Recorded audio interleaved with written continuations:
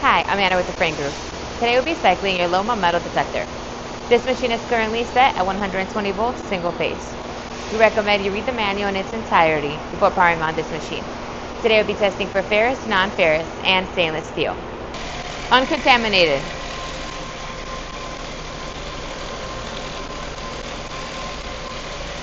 Ferrous.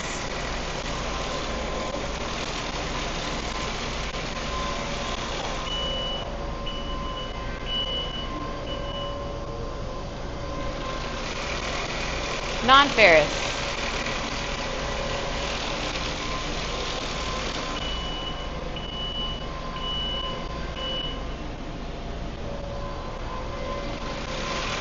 Stainless steel.